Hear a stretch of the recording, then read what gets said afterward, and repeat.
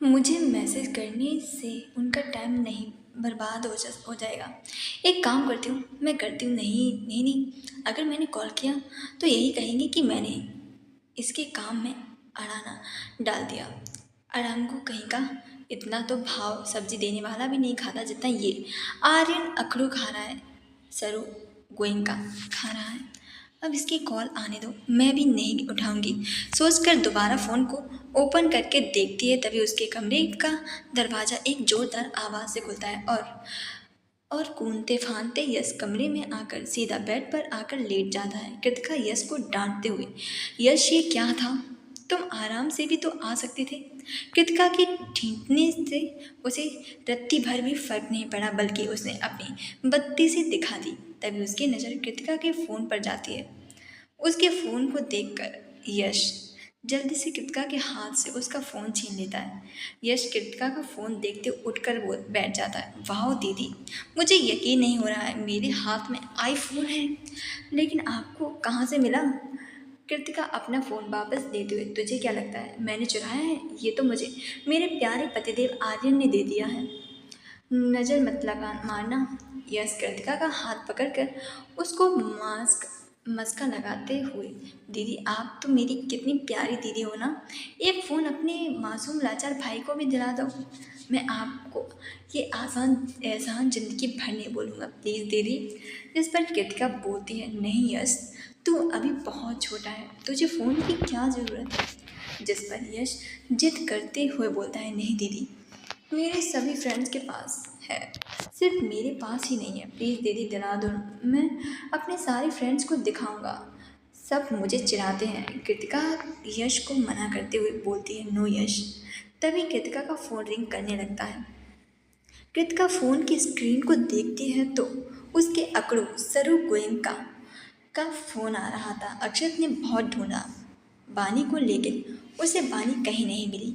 निराश होकर वह गोयंका बिला आ गया और सीधा अपने रूम में चला गया। रूम में आकर उसने डोर को अंदर से लॉक किया और कबर्ड से खोलकर उसमें से बानी की पेंटिंग निकाली और उसे लेकर बेड पर बैठ गया। इस वक्त उसकी आंखों में गुस्से के साथ साथ अजीब सी बेचैनी भी थी। अक्षत बानी के चेहरे पर अपना हाथ फेरते हुए, मैंने तुम्हें कितना ढूंढने की कोशिश की, यहाँ तक कि तुम्हारी कॉलेज में भी, लेकिन तुम मुझे कहीं भी नहीं मिल रही। क्यों? और जब आज मिली फिर से गायब हो गई। क्यों? आखिर क्यों कर रही हो मेरे साथ ऐसा? तुम जानती हो मैं तुमसे बहुत प्यार करता हूँ। मेरा दिल तुम्हारे नाम से धड़कता है। प्लीज़ अब और इंतज़ार नहीं होता। कहाँ हो तुम? जल्दी से मुझे मिल जाओ, फिर मैं तुम्हें कहीं नहीं जाने दूंगा, बोलकर बेड पर लेट गया और बानी से बात करते करते कब वो सो गया उसे पता ही नहीं चला। वहीं बानी खुराना बिला में बेड पर अमन के नीचे जिंदा लाश की तरह लेटी हुई थी। उसके माथे पर चोट लगी हुई थी और उसके दोनों आंखें बंद थी। उसका पूरा मेकअप खराब हो चुका था, उसका काला चल भी फैला हुआ था, उसके गोरे गालों पर अंगुलियों के निशान बने हुए थे और उसकी आंखों के आंसू बिल्कुल भी सूख गए थे। वहीं अमन अभी भी उसके साथ जबरदस्ती कर रहा था। फ्लैशबैक जब अक्षत उन दोनों को मार रहा था और बानी टेढ़ी सहमी हुई सब देख रही थी, तभी किसी ने उसका हाथ पकड़ा। बानी ने अनायास ही सर उठाकर देखा तो अमन ने उसका हाथ पकड़ा हुआ था। बानी कुछ बोलती इससे पहले अमन उसे जबरदस्ती वहां से ले जाने लगा। बानी की आंखों से आंसू बह रहे थे और वह अपने हाथ को छुड़ाने की कोशिश कर रही थी, लेकिन अमन उसका हाथ छोड़ ही नहीं रहा था। खुराना बिला में आने के बाद अमन ने बानी को आगे लाकर उसे धक्का दे दिया, जिससे बानी जमीन पर गिर गई और उसके घुटनों में चोट लग गई, क्योंकि आज उसने शॉर्ट ड्रेस पहनी हुई थी। बानी खुद को संभाल कर खड़ी हुई। उससे पहले ही अमन उसके पास आकर बैठ गया। उसे अपने इतना पास देखकर बानी ने अपना सिर नहीं झुकाया, बल्कि उसकी आंखों में आंखें डालकर देखने लगी। ये बात अमन को बर्दाश्त नहीं हुई और उसने गुस्से से बानी के बालों को पकड़ा। बानी दर्द से चीख पड़ी। अमन गुस्से में, तेरी इतनी हिम्मत कि तू मुझसे नजरें उठाकर बात करे? और वो लड़का कौन था? तेरा आशिक जिससे तू चिपक कर खड़ी थी? अमन की इतनी घटिया बातें सुनकर पानी गुस्से के साथ बोलती है, आप ऐसा सोच भी कैसे सकते हैं कि मैं, कहते हुए उसकी आंखों से आंसू गिरने लगते हैं। कोई भी लड़की कुछ भी बर्दाश्त करती थी, लेकिन कोई उसके कैरेक्टर पर उंगली उठाए यह वो हरगिज ही बर्दाश्त नहीं कर सकती थी। बानी की बात सुनकर अमन हैरान रह गया, क्योंकि आज तक कभी भी बानी ने उसे जवाब नहीं दिया था। अमन बानी के गालों को अपने हाथ से दबाते हुए, तेरी इतनी हिम्मत कि तू मुझे जवाब दे, यह कहते हुए उसका गुस्सा इतना ज़्यादा बढ़ चुका था।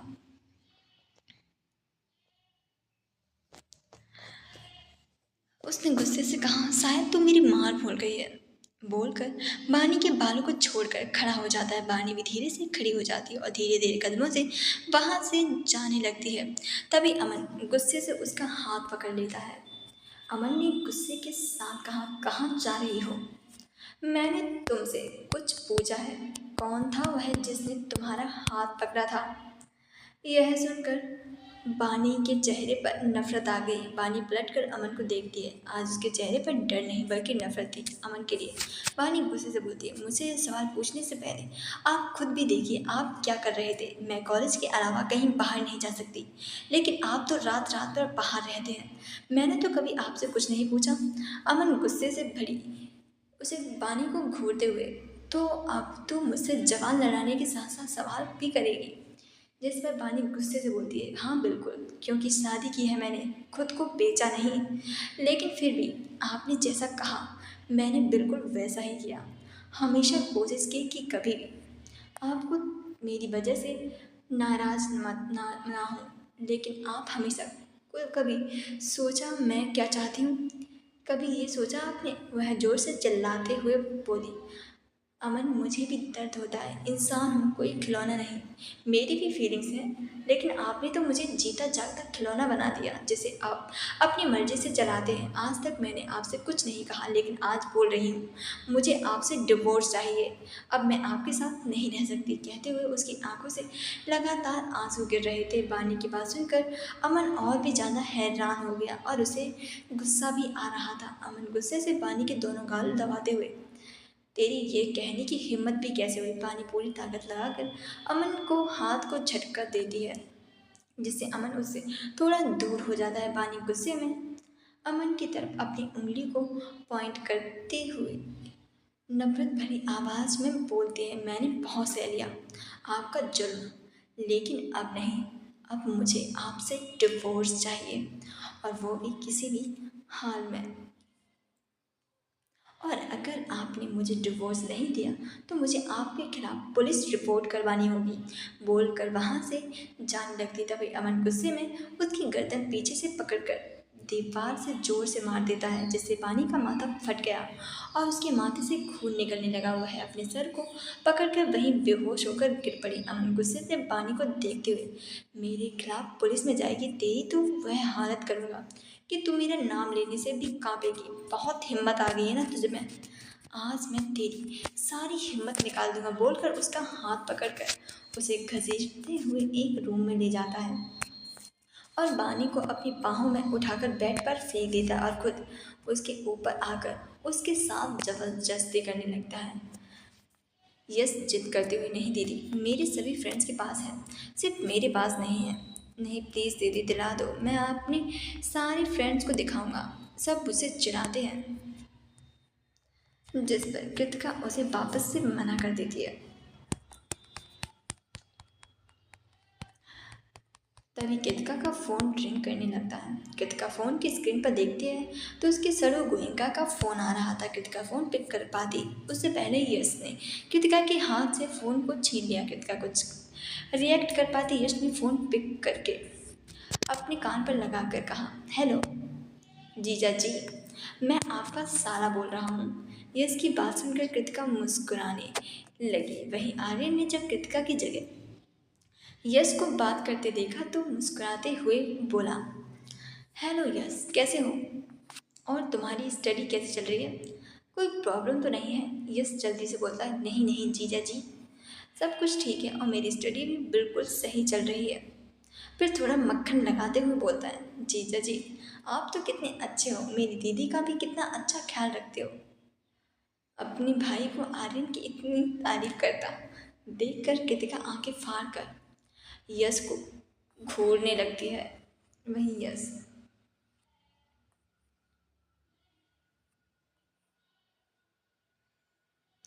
उसका सीधा सा दिखने वाला भाई कितना चंट है, यहाँ तो उसे आज ही पता चला। कृतिका मन में बोलती कितना ड्रामाबाज है, अभी कुछ देर पहले मुझे मक्खन लगा रहा था और अब आर्यन को, यश को अपनी तारीफ करता देखकर आर्यन को दाल में कुछ काला लगा। वैसे तो यश उससे बात भी नहीं करता और आज जो है इतने प्यार से न सिर्फ उससे बात कर रहा था बल्कि उसकी तारीफ भी कर रहा था। आर्यन ने पूछ ही लिया इसे क्या हुआ है, वैसे तो बात भी नहीं करता, आज इतनी तारीफ, कुछ तो चक्कर है। वो अभी सोच ही रहा था तभी उसके कानों में यश की आवाज़ पड़ती है और वो अपने होश में आता है, जिस पर यश बोलता है आप तो मेरे इकलौते जीजा हो और मैं आपका इकलौता साला, प्लीज़ जीजा जी मना मत कीजिएगा। यश की बात सुनकर आर्यन को हंसी आ रही थी, वहीं कृतिका यश की बात सुनकर उसे घूर रही थी। आर्यन ने हंसते हुए कहा ओके बाबा, नहीं करूँगा, बोलो। आर्यन की बात सुनकर यश खुश हो जाता है। यश बोलता है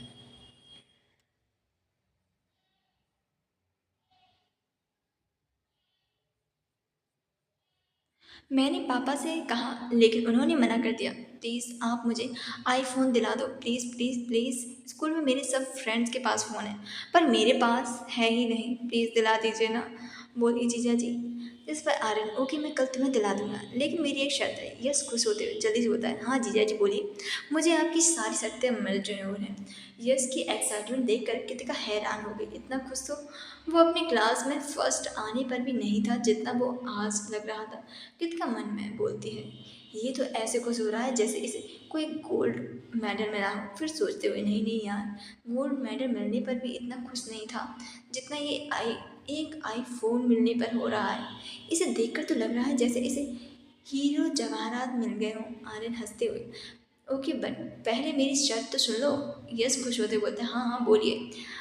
आर्यन बोलता है फ़ोन मिलने के बाद भी तुम सबसे ज़्यादा ध्यान अपनी स्टडी पर दोगे। कृतिका का काबू अपने फ़ोन पर लगाया। आर्यन क्या हुआ, तुम जवाब क्यों नहीं दे रही। कृतिका को कुछ समझ नहीं आ रहा था। तभी उसे याद आया कि वह तो आर्यन से गुस्सा है कि उसने उसे कॉल क्यों नहीं किया। याद आते ही फिर से कृतिका गुस्सा हो गई। कृतिका अब क्यों बात कर रहे हो। कृतिका की बात सुनकर आर्यन समझ गया कि उसकी क्यूट वाइफ उससे नाराज है। यह देखकर आर्यन के चेहरे पर स्माइल आ गई लेकिन वह अपनी स्माइल छुपाकर ना समझने का ड्रामा करते हुए बोला आर्यन क्या हुआ कृतिका, तुम ऐसी बात क्यों कर रही हो। आर्यन की बात सुनकर कृतिका अपने मन में खड़ूस अकड़ू सरू इसे तो समझ नहीं आया कि मैं इससे नाराज हूँ और उसे मुझे सॉरी बोलना चाहिए। सोचकर कृतिका आर्यन से बोलती है कृतिका कुछ नहीं मुझे नींद आ रही है। आर्यन हंसते हुए अगर नींद आ रही है तो सो जाओ। कृतिका मन में अभी भी सॉरी नहीं बोला, कोई नहीं, अब मैं भी तुमसे बिल्कुल भी बात नहीं करूँगी। कृतिका गुस्से से गुड नाइट। आर्यन अपनी हंसी रोक को कंट्रोल करते हुए बोलता है गुड नाइट बोलकर फ़ोन देखता है तो कृतिका ने गुस्से से फ़ोन पहले ही काट दिया था। आर्यन फ़ोन की स्क्रीन को देखकर मुस्कुरा देता है और अपना फ़ोन नाइट स्टैंड पर रखकर बेड पर लेट गया। वहीं कृतिका ने गुस्से में अपना फ़ोन और पूरा ब्लैंकेट ओढ़ कर बेड पर लेट गई और खुद में बड़बड़ाने लगी। पता नहीं खुद को क्या समझता है, अपनी गलती के लिए मुझे सॉरी भी बोल देता तो कौन सा करोड़ों का नुकसान हो जाता, लेकिन नहीं, प्रॉब्लम तो वही है ना, एटीट्यूड जनाब का। एटीट्यूड ही कम नहीं हो रहा। अरे इतने एटीट्यूड का तुम क्या अचार डालोगे। हॉर्स अपनी तारीफ करते हुए मुझसे सीखो, अपनी गलती पर मैं तुमसे तुरंत सॉरी बोल देती हूँ। ऐसे ही बड़बड़ाते हुए कब वो नींद की आगोश में चली गई उसे पता ही नहीं चला। वहीं सुबह का वक्त आर्यन ने धीरे से अपनी आंखें खोली, तभी उसकी नज़र बेड के दूसरी साइड चली गई जहाँ पर कृतिका सोती थी। लेकिन आज वह जगह खाली देखकर आर्यन को कृतिका की याद आएगी जब वह शादी करने के पहले दिन आई थी। तुम्हारी हिम्मत कैसे हुई मेरे बेड पर लेटने की, जाकर सोफे पर लेटो। मैं क्यों लेटूं, अगर तुम्हें प्रॉब्लम है तो तुम जाकर लेटो। इतना बोलकर कृतिका ब्लैंकेट और लेटी थी। आर्यन उसका ब्लैंकेट हटाते हुए बोलता तुम सोच भी कैसे लिया कि मैं सोफे पर सोऊंगा। ये मेरा घर है और मेरा रूम है तो बेड पर ही सोऊंगा, और अगर तुम्हें प्रॉब्लम है तो तुम जाकर सोफे पर सो जाओ। इतना बोलकर वह आर्यन अपना लैपटॉप बंद करके रख देता है और बेड पर लेट जाता है। एक बात याद आ करना, मेरे पास होने की कोशिश मत करना। इतना बोलकर कृतिका बहुत सारी पिलो उन दोनों के बीच रख देती और लेट जाती। याद आते ही आर्यन के चेहरे पर अपने आप ही स्माइल आ जाती है। वो खाली जगह को देखते हुए बोला, यार अब तुम जल्दी से आ जाओ, मुझसे वेट नहीं हो रहा। और आइंदा मैं तुम्हें कहीं जाने नहीं दूंगा, ना तुम्हारे मायके ना ही तुम्हारी ससुराल। तभी उसे याद आता है कि कृतिका का ससुराल तो उसका ही घर है। आर्यन अपने बालों पर हाथ फेरते हुए बोलता है, यार तुमने मुझे पागल कर दिया है, बस जल्दी से आ जाओ, कहीं तुम्हारे गम के चक्कर में मैं पूरा पागल ही ना हो जाऊं। हमें तुमसे प्यार कितना ये हम नहीं जानते, मगर जी नहीं सकते तुम्हारे बिना। आर्यन उठकर अपना डेली रूटीन फॉलो करने लगता है। वहीं कृतिका अभी भी आराम से गहरी नींद में सो रही थी। रात भर तो आर्यन को याद करने के चक्कर में उसे नींद ही नहीं आई थी, इसीलिए अब वह गहरी नींद में सो रही थी। तभी उसके कमरे में चिल्लाती हुई रेखा जी आती हैं। रेखा, इस लड़की को देखो, सब लोग उठ गए पर ये लड़की पता नहीं अपने ससुराल में कैसे उठती होगी, बोलकर कृतिका के ऊपर से उसका ब्लैंकेट हटा देती है रेखा। कृतिका, उठो बेटा, सुबह हो गई। कृतिका वापस ब्लैंकेट को ओढ़ते हुए नींद में। कृतिका, आर्यन प्लीज सोने दो। जिस पर रेखा जी उसका मुस्कुराते हुए बोलती, कीर्ति बेटा उठ जा, तू अपने ससुराल में नहीं है बल्कि मायके में है, चल अब उठ। बोलकर वापस से कृतिका का ब्लैंकेट उठा दे। कृतिका गुस्से में अपनी दोनों आंखें बंद किए हुए कृतिका गुस्से से बोलती है, आर्यन मैंने कहा ना मुझे सोने दो, समझ नहीं आता। तभी रेखा जी की गुस्से से भरी आवाज़ सुनकर कृतिका की 2 मिनट में ही नींद गायब हो गई और वो हड़बड़ाकर उठकर बैठ गई। रेखा जी गुस्से से बोली, कृति ये बात करने का कौन सा तरीका है, तुम दामाद जी से ऐसे कैसे बात करती हो। जिस पर कृतिका मन में लो शुरू हो गया तमाम पुराण। बोलकर रेखा जी को देखती है जो गुस्से से घूर रही थी। कृतिका रेखा जी को मनाते हुए पीछे से उनके गले में अपने दोनों हाथ डाल देती है। कृतिका, मम्मा आप गलत सोच रही हैं, मैं आर्यन से ऐसे थोड़ी ना बात करती हूँ, वो तो मेरे हस्बैंड है, आज एक गलती से निकल गया। अपने गले को पकड़ते हुए सच्ची रेखा जी कृतिका के गाल पर अपना हाथ रखकर मुस्कुरा देती हैं और कृतिका को समझाते हुए, रेखा, कृति दामाद जी बहुत अच्छे हैं, कभी ऐसे कुछ भी मत करना, वो दुखी हो। बेटा रिश्ते में नोक झोंक अच्छी है पर कभी उसे लड़ाई मत बनने देना ताकि कोई तीसरा फ़ायदा उठा ले, समझ रही हो ना।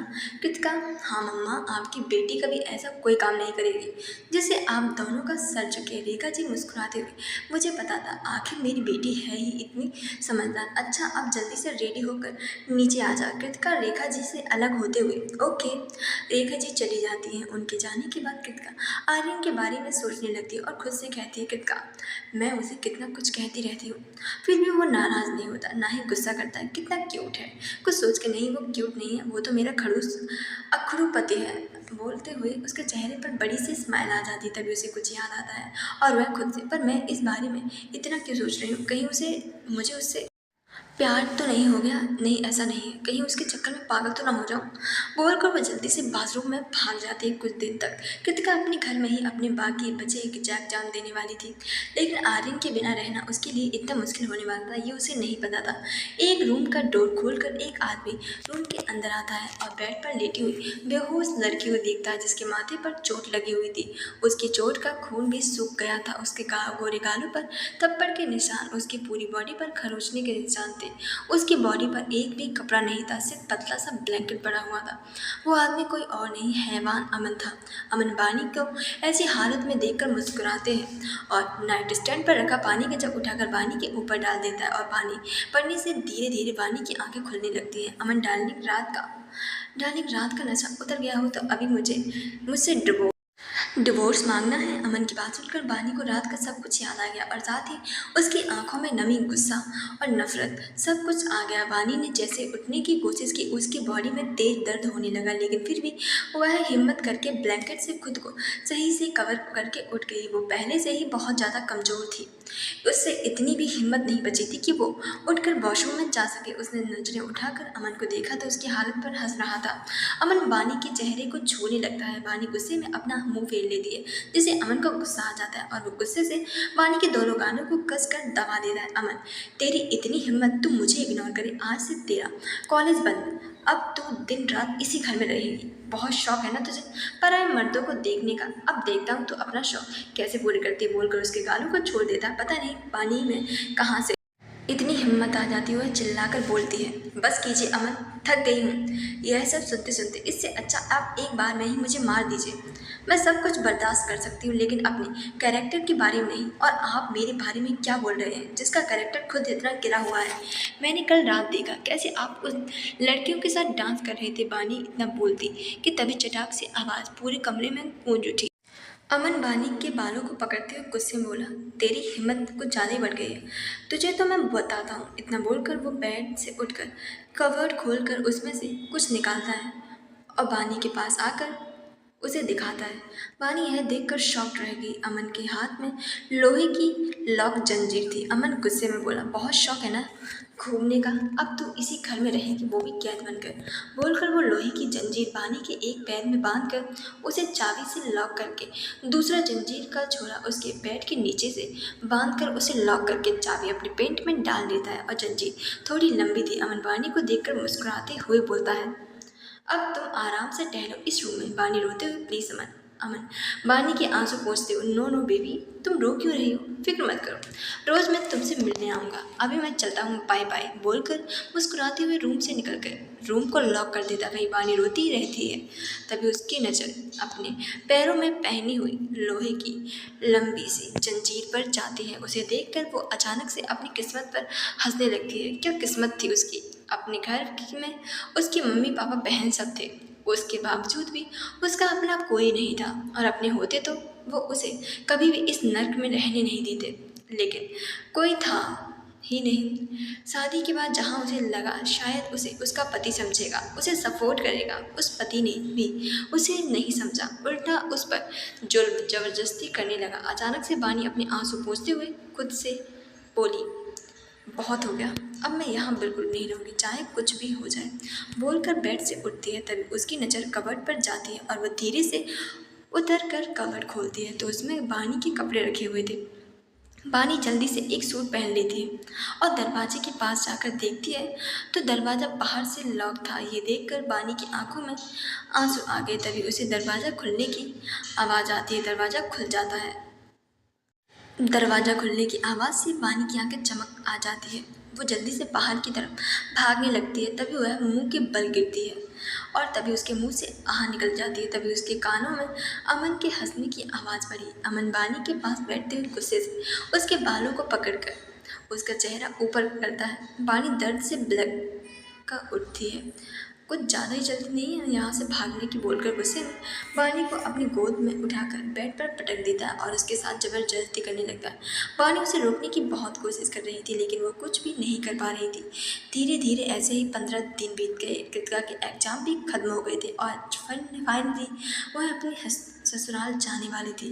वो सुबह से ही बहुत ज़्यादा खुश थी। वैसे तो वो दोनों फ़ोन पर बात कर लेते, बात कम, लड़ाई ज़्यादा करते थे। फिर भी कृतिका को आर्यन की याद आती थी। वहीं आर्यन का भी यही हाल था। उसने 15 दिन कैसे काटे थे यह तो सिर्फ वही जानता था। वहीं एग्ज़ाम खत्म होने के से मानसी बहुत ज़्यादा खुश थी। जब से एग्ज़ाम शुरू हुए थे बेचारी ज़्यादा परेशान हो गई थी। अब फाइनली वो एग्ज़ाम नाम की भूत से छूट गई थी और उसके बाद आज उसकी बेस्ट फ्रेंड कृतिका भी घर आ रही थी, इसीलिए वो और भी ज़्यादा खुश थी। वहीं कृतिका यह सोचकर खूब खुश हो रही थी कि उसका आर्यन उसे लेने आएगा। उसी वजह से उसे पिछली रात ठीक से नींद भी नहीं आई थी। उसने अपने जाने की पूरी पैकिंग कर ली थी और वो बार बार बाहर की तरफ देख रही थी कि कब आर्यन आएगा और उसे अपने साथ लेकर जाएगा। वही उसकी बेसब्री देखकर रेखा जी, अनुज जी मुस्कुरा रहे थे। रेखा जी देख रहे हैं कृति को पहले कहाँ शादी के नाम से भागती थी, बोलती थी मम्मा मैं शादी नहीं करूँगी, अब देखो अपने पति का कैसे बेसब्री से इंतजार कर रही है। अनुज जी भी मुस्कुरा देते हैं। वही कृतिका कभी अपने फ़ोन को तो कभी गेट को देखती, उसे एक एक मिनट काटना मुश्किल हो रहा था। वो खुद में बड़बड़ा रही थी, ये आर्यन कहाँ रह गया, कब आएगा, अभी तक आया क्यों नहीं। नहीं, मुझे लगता है वो मुझे लेने नहीं आएगा। अकेले में पूरे बेड पर सोता रहेगा और कोई होगा नहीं उसे परेशान करने के लिए। एक सेकंड, कहीं ऐसा तो नहीं मेरे जाने के बाद उस अखरू ने नई गर्लफ्रेंड बना ली हो। अगर ऐसा हुआ तो आज मैं उसे छोड़ूंगी नहीं। उसकी हिम्मत कैसे हुई मुझे धोखा देने की। अगर उसने ऐसा किया उसे तुम और उसकी चुड़ैल गर्लफ्रेंड का मुंह तोड़ दूंगी। ऐसे ना जाने कृतिका क्या क्या बड़बड़ा रही थी। तभी उसके पास बैठे यश को कुछ समझ नहीं आ रहा था। तभी उन सबके कानों में गाड़ी की हॉर्न की आवाज़ पड़ती है। गाड़ी की आवाज़ सुनकर कृतिका के चेहरे पर स्माइल आ जाती है और कुछ मिनट बाद उसकी स्माइल गायब भी हो गई थी, क्योंकि आर्यन की जगह उसे अक्षत लेने आया था। अक्षत अंदर आकर अनुज भी रेखा के पैर छूता है। दोनों मुस्कुराते हुए आशीर्वाद देते हैं। वही आयरन की जगह अक्षत को देखकर कृतिका का चेहरा उतर गया था। फिर भी वह फीका मुस्कुराते हुए अक्षत से बोलती है, कैसे हो अक्षत, और आर्यन नहीं आए। उसे खुद भी समझ नहीं आ रहा था आखिर उसे क्यों बुरा लग रहा है, लेकिन उसे आर्यन के न आने से बहुत ज़्यादा बुरा लग रहा था। अक्षत मुस्कुराते हुए कृतिका का जवाब देता है, भाभी मैं बिल्कुल ठीक हूँ, आर्यन भाई ही आने वाले थे।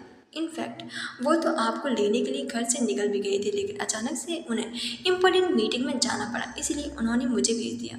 अब चले। कृतिका धीरे से अपना सिर हिला देती है और अनुज, रेखा, यश से मिलकर अक्षत की गाड़ी में बैठ जाती है। अक्षत कृतिका का सामान गाड़ी में रख वो भी जाकर ड्राइविंग सीट पर बैठ गया और गाड़ी स्टार्ट कर दी। कृतिका बाहर खिड़की की तरफ देख रही थी।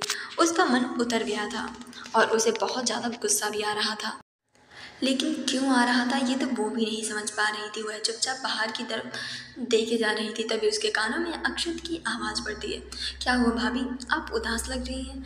आप प्लीज़ उदास मत होइए, भाई की ज़रूरी मीटिंग थी इसलिए वो आ गए, वरना वो नहीं जाते।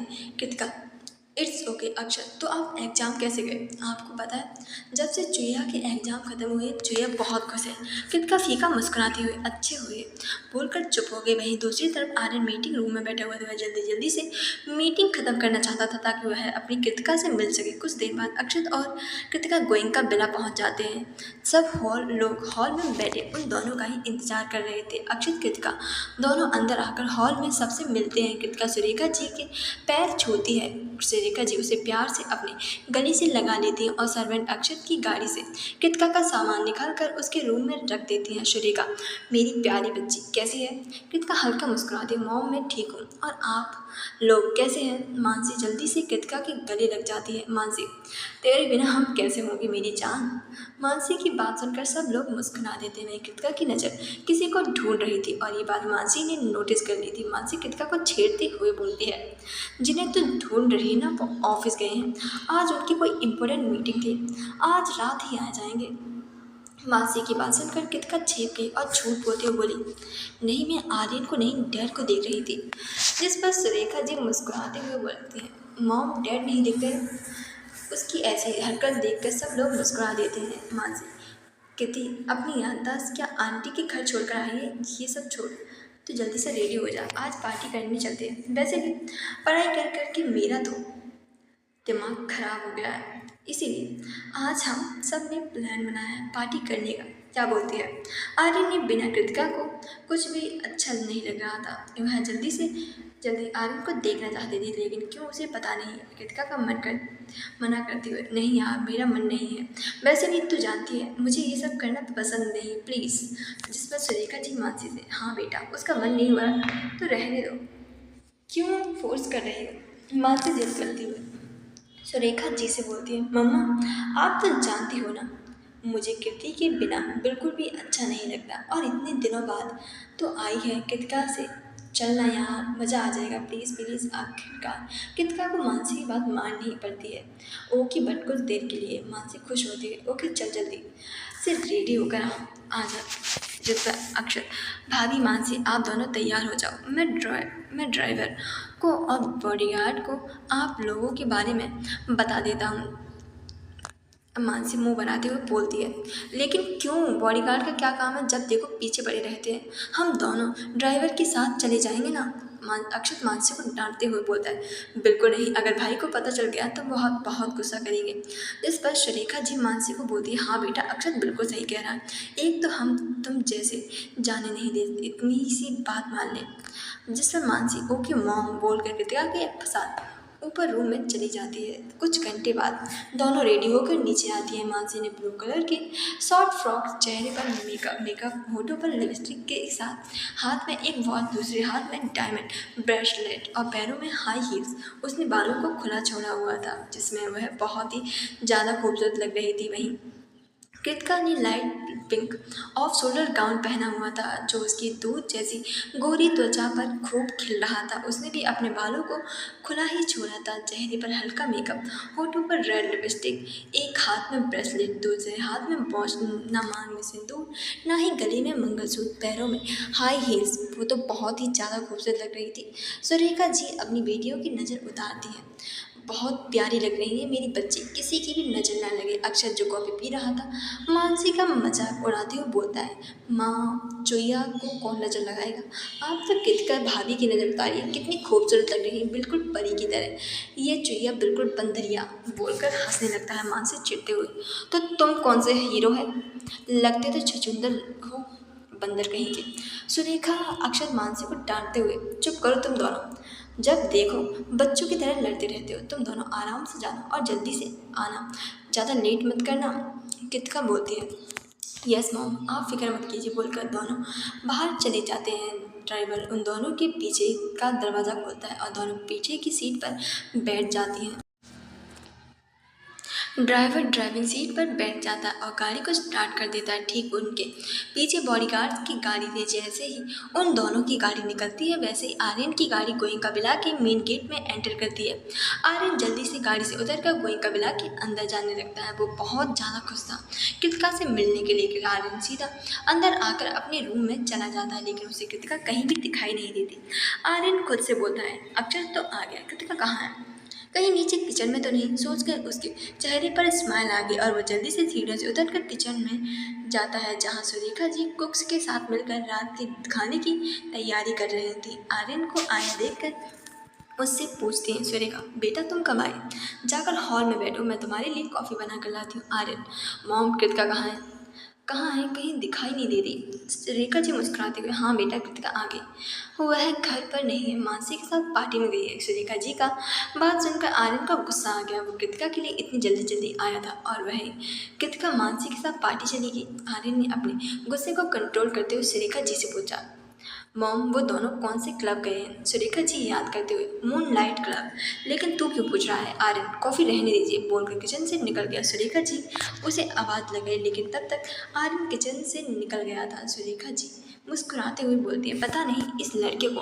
कितनी जल्दी रहती है, बोलकर अपना काम करने लगते हैं। वहीं आर्यन गाड़ी लेकर मूनलाइट क्लब के लिए निकल गया था। वो इस वक्त बहुत ज़्यादा गुस्से में था। मूनलाइट क्लब काल्पनिक नाम, इस क्लब को आज रात के लिए राहुल ने खरीद लिया था। क्लब में बहुत जोर का म्यूजिक बज रहा था। कुछ लोग डांस कर रहे थे तो कुछ लोग बैठे आपस में बातें कर रहे थे। इस पार्टी में राहुल, विक्की, नताशा, प्रीति, अलीशा, मनीषा और कृतिका और भी कुछ लड़के लड़कियां थे।